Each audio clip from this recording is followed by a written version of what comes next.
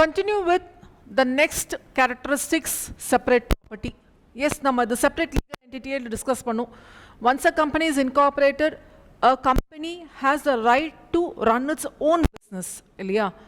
In which way it has its rights to run its own business in its own place. அப்போ property அதுவே அதோட நேம்லேயே வச்சுக்கலாம். But partnership ஃபார்ம்லாம் அந்த மாதிரி இல்லை. நீங்கள் பார்ட்னர்ஷிப் ஆக்ட் படிச்சிருப்பீங்க. பார்ட்னர்ஷிப் ஃபார்ம்லாம் அந்த மாதிரி இல்லை. நானும் என்னோடய ஃப்ரெண்டும் இல்லை நானும் நீங்களும் சேர்ந்து இந்த பிஸ்னஸ் பண்ணும்போது ஒரு ப்ராப்பர்ட்டி வாங்குறோன்னா அந்த ப்ராப்பர்ட்டியோட ஜாயிண்ட் ஓனர்ஸாக நம்ம தான் இருப்போம். அது வந்து ஃபர்மோட ப்ராப்பர்ட்டின்னு சொல்ல மாட்டோம். But this is not the case. Company is incorporated, it will be considered as a separate legal entity which will have its capacity to own a separate property. Okay. So distinct legal entity irukkranaala it will hold the capacity to hold its property. Member cannot claim to be the owner of the company's property.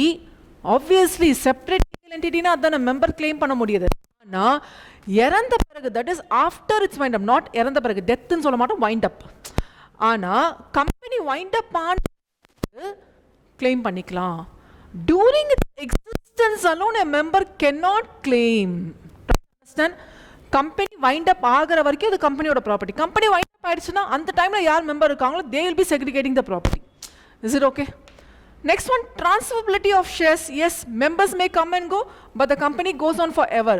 நான் company incorporate பண்ணியிருக்கேன், அந்த company 200 வருஷம் இருக்கும் 300 வருஷம் இருக்கும், but நான் இருப்பேனா இல்லை.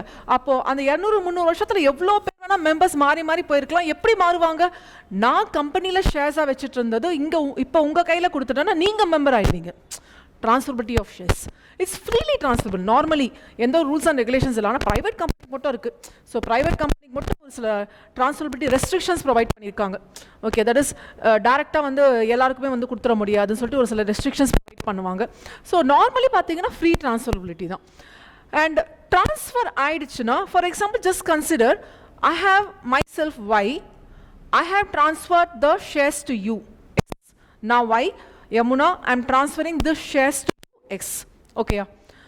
நான் transfer பண்ணனால I will be called as the transferor. Shares வந்து நான் என் கையில் இருந்தது, இப்போ நான் உங்களுக்கு transfer பண்ணனால நான் transferor, உங்கள் கைக்கு இது வந்தனால நீங்கள் transferee. அப்போது என் கையில் இப்போ ஷேர்ஸ் இல்லை, பதிலாக உங்கள் கையில் இருக்குது. அப்போது நீங்கள் எல்லா ரைட்ஸையும் என்ஜாய் பண்ணுவீங்க. Is it okay? On transfer, the transferee steps into the shoes of the transferor. Steps into the shoes of the transferor, which means that hereafter you are the person who take all the rights of the shares transferred. Okay? Acquires all the rights. எல்லா ரைட்டும் யாருக்கு வந்துடும்? இப்போ உங்களுக்கு வந்துடும். ஏன்னா நான் என்கிட்ட இருந்து உங்ககிட்ட ஷேர்ஸ் ட்ரான்ஸ்ஃபர் பண்ணிட்டேன். Is it okay? This is with respect to transferability of shares. Let me go for the next one, common seal. Yes. நார்மலாக நம்ம ஒரு டாக்குமெண்ட்டை அக்னாலேஜ் பண்ணணும், அத்தன்டிகேட் பண்ணணும். So will have the sign right. அதே மாதிரி கம்பெனிக்கு இருக்கிற காமன் சீல் தான். Okay, so it's an artificial person, no physical presence. யார் மூலியமாக ஆக்ட் பண்ணுது? Acts through its board of directors. இல்லையா? Board of directors, the team of directors, அவங்க மூலியமாக தான் ஆக்ட் பண்ணுது. They are the human agency சொல்லுவோம். We are the company acts through the human agency சொல்லுவோம். எதுக்காக? For carrying the activities of the business and to enter into contracts. இதுக்கெல்லாம் common seal வேணும். With the common seal, right? This common seal is obviously called as the official signature of the company, right?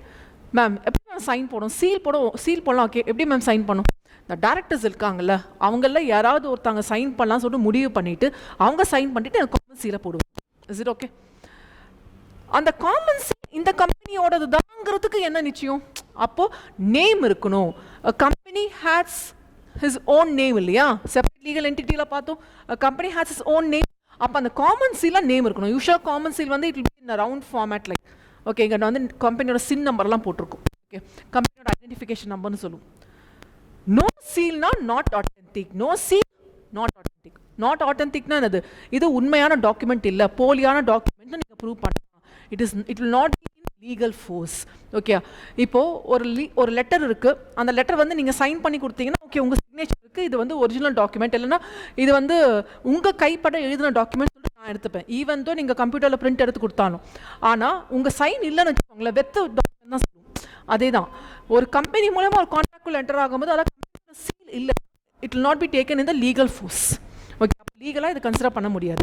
Which becomes it will not be authentic. ஆத்தென்டிக்னா இது உண்மை இல்லை, போலியான right?